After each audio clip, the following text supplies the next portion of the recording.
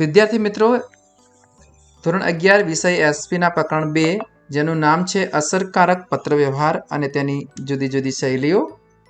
હવે આપણે એમસીક્યુ પ્રશ્નોની વિગતવાર વાત કરીએ છીએ. તો સૌથી પહેલો પ્રશ્ન છે, વાણિજ્યિક પત્રવ્યવહારમાં નીચેના પૈકી કઈ શૈલી સૌથી વધુ પ્રચલિત છે?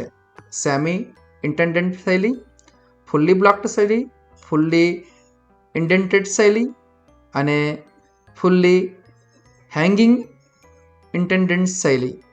આ 4 વિકલ્પ તમારી સામે આપેલા છે. સાચો જવાબ નક્કી કરો. તો સાચો જવાબ છે ફુલ્લી બ્લોક્ડ શૈલી. ક્વેશ્ચન નંબર 2 જુઓ, નીચેનામાંથી કયો પત્ર ઔપચારિક વાણિજ્યિક પત્ર છે? ઔપચારિક પ્રશ્ન શબ્દ છે. પાણીના પ્રશ્નો અંગેના પત્રો, અરજી પત્રો, રેશન કાર્ડ માટેના પત્રો અને પૂછપરછ માટેના પત્રો. સાચો જવાબ પૂછપરછ માટેના પત્રો એ ઔપચારિક વાણિજ્યિક પત્ર છે. ક્વેશ્ચન 3, પત્ર વ્યવહારમાં નીચેના પૈકી કઈ મર્યાદા નડે છે? સ્થળની, સમયની, ભાષાની અને અંતરની. તમે જોઈ શકો છો સ્થળ, સમય અને અંતર ત્રણે એક છે, તો જવાબ આવશે ભાષાની મર્યાદા નડે છે. ખાસ ધ્યાન રાખશો. ક્વેશ્ચન 4, નીચેના પૈકી કયા પત્રો અનૌપચારિક પત્રો ગણાય છે? અભિનંદન પત્રો, ઓર્ડરના પત્રો, અરજી પત્રો અને પૂછપરછના પત્રો. ધ્યાનથી સમજો, અનૌપચારિક પત્રોની વાત કરી છે. તો અહીંયા સાચો જવાબ આવશે અભિનંદન પત્રો. ક્વેશ્ચન નેક્સ્ટ, નીચેના પૈકી કયા પત્રો અનૌપચારિક પત્રો નથી? ધ્યાનથી જુઓ, શુભેચ્છા પત્રો, એજન્સી પત્રો, આશ્વાસન પત્રો, આમંત્રણ પત્રો. તો તમે સમજી શકો છો અહીંયા શુભેચ્છા, આશ્વાસન અને આમંત્રણ ત્રણે એક સમાન મળતા આવે છે. તો સાચો જવાબ છે, તમે જોઈ શકો છો એજન્સી પત્રો અનૌપચારિક પત્રો નથી. આ રીતે તમે જવાબ નક્કી કરી શકો છો.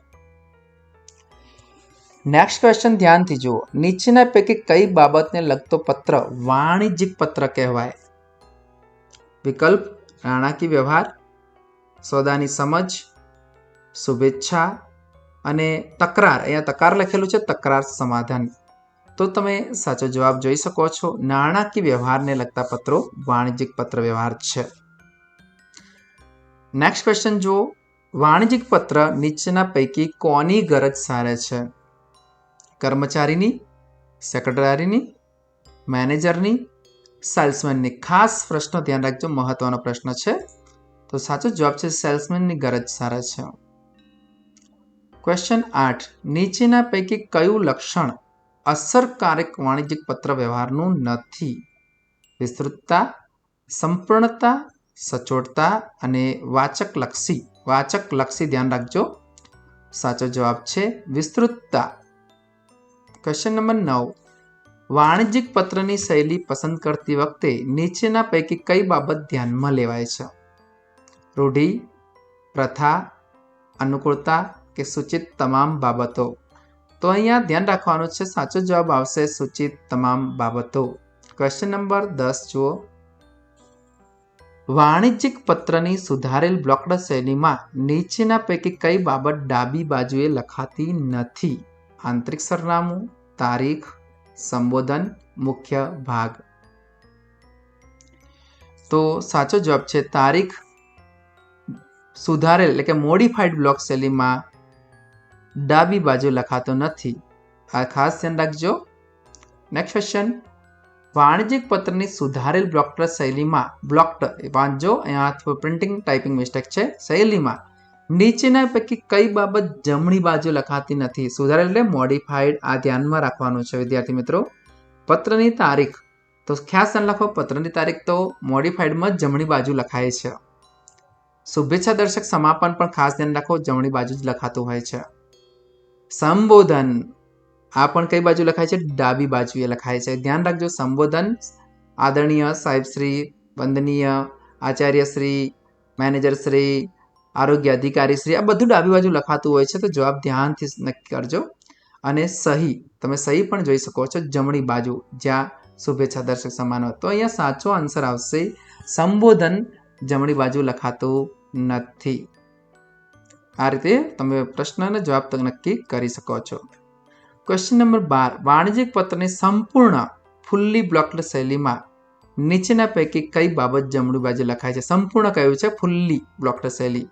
પત્રની તારીખ, ધ્યાન રાખજો, પત્રની તારીખ, સંબોધન, સહી, એક પણ નહીં. તમે ધ્યાનથી જોઈ શકો છો સાચો આન્સર હશે એક પણ નહીં, કારણ કે સહી, સંબોધન ને પત્રની તારીખ તો જમણી બાજુ લખાય છે, બધું ડાબી બાજુ જાય છે,